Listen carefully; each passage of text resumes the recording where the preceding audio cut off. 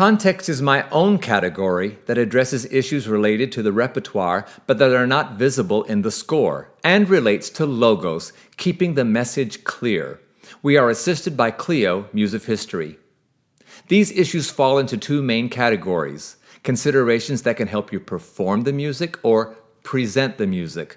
Let's start at the piece that is being performed, like the Hallelujah Chorus, and work our way out.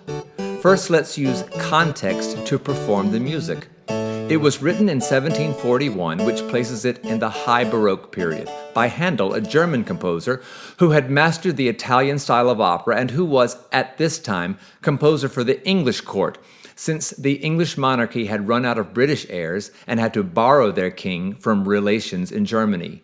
To show how multifaceted context can be, everything I've mentioned so far has performance implications. Baroque music is performed distinctly from other style periods like Renaissance, Classical, or Romantic. Composers from Germany had their own compositional traditions, and Handel, being such a compositional chameleon, had his own style. For example, Handel and Bach were both German, and you can tell after just a few seconds of a recording which is which. They were also born in the same year. Therefore, to be the best at context, you must devote years to studying and listening to different composers and their unique contributions. It is also important to mention genre. So-called classical music is performed differently than folk music, which is different from Broadway music, which is different from spirituals, which is different from modern music or popular music, and so on and so on. Now let's talk about context helping in presenting the music. Is it a standalone piece, or does it come from a larger work like an opera, song cycle, or oratorio? Hallelujah comes from Handel's Messiah, and that is the finale to the second section of that oratorio. The monumental work was written in a span of just over 3 weeks and was premiered in Ireland. As for the Hallelujah Chorus, folklore has it that upon its first performance, the king stood, causing that original audience to stand. As a result, when you see it performed live today, the audience stands, at least in the United States. However, I went to a performance of it in England, and no one stood. If you're singing a piece from an opera or a Broadway show, you should know the same kinds of information, as well as what character you are playing, the synopsis of the entire show, and what is happening in particular at the time the piece in question appears in the larger work. You should know who the poet or librettist is and ideally be as familiar with their lives as you are the composers. Also seek to discover what cultural or social events, if any, brought the piece about and the influence the composition had in its day. These kinds of facts and fun facts should be discovered by the solo performer or presented to the choir by the conductor. These items could also either appear in program notes for the audience or could be spoken aloud to introduce the piece. Before we proceed to deeper issues of presenting the music to a choir and or an audience, it is valuable to have a talk about cancel culture. And Captain Cancel Culture will descend and amend those things that offend. In 2019, USA Today reported that the New York Yankees would end their long tradition of playing Kate Smith's definitive recording of Irving Berlin's God Bless America. The management had received a tip that Smith had performed in blackface in her earlier career, causing the sports organization to break ties with her. Mission accomplished, right? Well, not exactly. To this day, the song is still played at games, but by artists other than Smith. Trouble is, they kept the song whose composer Irving Berlin wrote such songs as Tell All the Folks in Kentucky I'm Coming Home, which uses a racial epithet and the glorious plantation life imagery in its lyrics. One of his most famous songs, Alexander's Ragtime Band, quotes Stephen Foster's blackface song Old Folks at Home. So, Captain Cancel Culture, why does Irving Berlin stay and Kate Smith go? Well, at least we can say that those who have performed in blackface get canceled, right? Well, not exactly. Several days after the USA Today piece came out about canceling Kate Smith, IndieWire showcases the upcoming biopic, Judy, about one of the greatest entertainers of all time, Judy Garland. Surely the writers and producers knew that in 1938 she appeared in a shockingly offensive scene in Everybody Sing, where she appeared in blackface. This video is not in some dark corner of the web. It's right there for everybody to see. Still, not only is Garland not canceled, but she is portrayed extremely sympathetically by Renee Zellweger, who won the Oscar for that performance. Why was Judy Garland's legacy spared?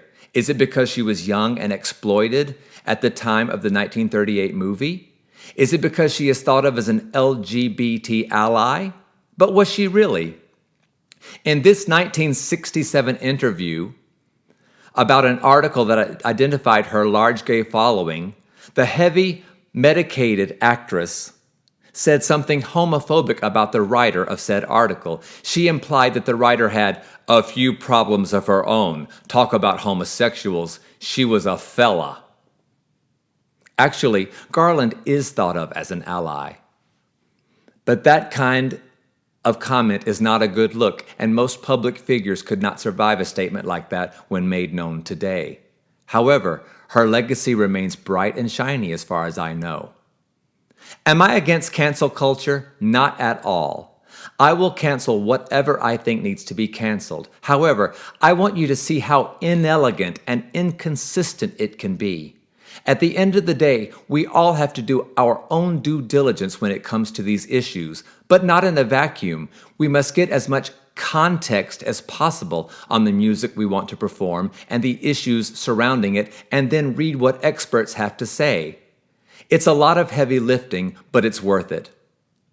I mentioned Stephen Foster a while back. He's an interesting case. He is best known for his contribution to blackface minstrelsy, but while so many like him were cranking out complete garbage in service to that genre, Foster was by any standards an excellent lyricist and melodist.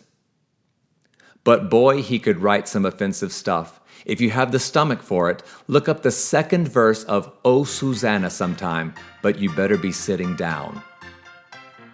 We have a letter from him to his publisher that he was going to stop writing songs with the spurious black dialect. Some scholars see that as a conversion, an acknowledgement that what he had been doing was wrong. Other scholars believe he meant that the change in style was to preserve his reputation. So what do we do with Stephen Foster? What about the beautiful songs he wrote that are not racially charged at all? Are they stained by association with him? Take a listen. Beautiful dreamer, wake unto me. Starlight and dewdrops are waiting for thee. Songs of the rude world heard in the day, lulled by the moonlight, have all passed away. Beautiful dreamer, queen of my song, list while I woo thee with soft melody. Gone are the cares of life's busy throng. Beautiful dreamer, awake unto me. Beautiful dreamer, awake unto me.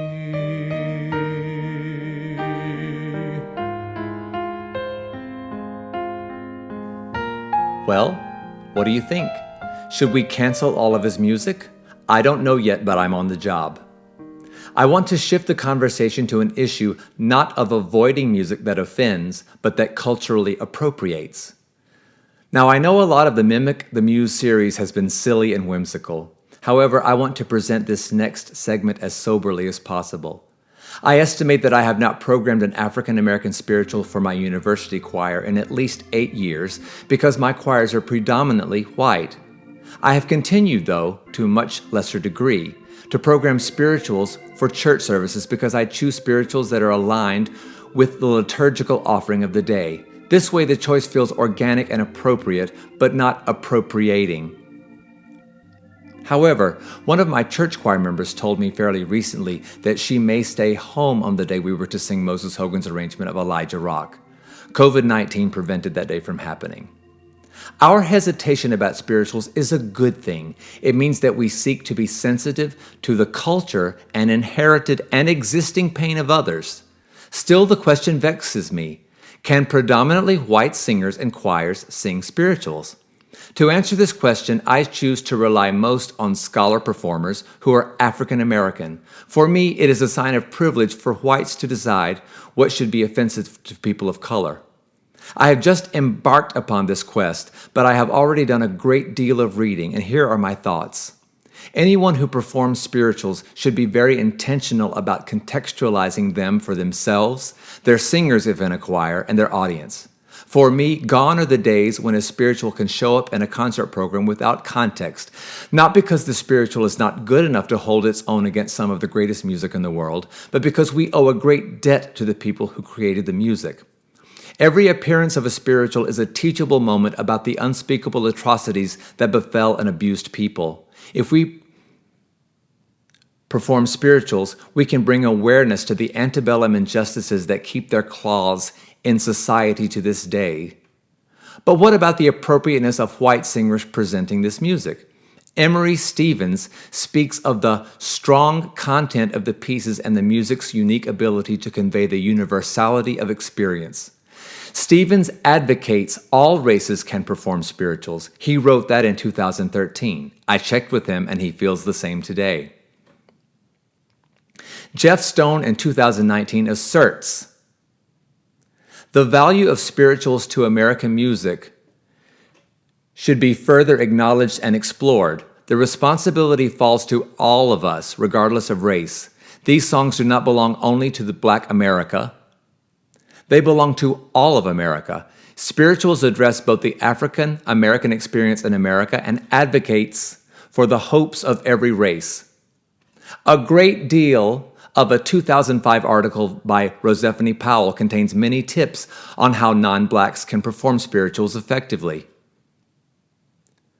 Does she still feel that non-blacks can perform this music? She's going to drop into our Zoom on Monday night, so we'll soon know. Also in 2005, Lauren Plant writes that not only can whites sing spirituals, but they should, almost if our nation depended on it. I reached out, and yes, he feels the same today. He goes on to say that, quote, spirituals give eternal voice to the righteous hope for freedom, justice, and understanding.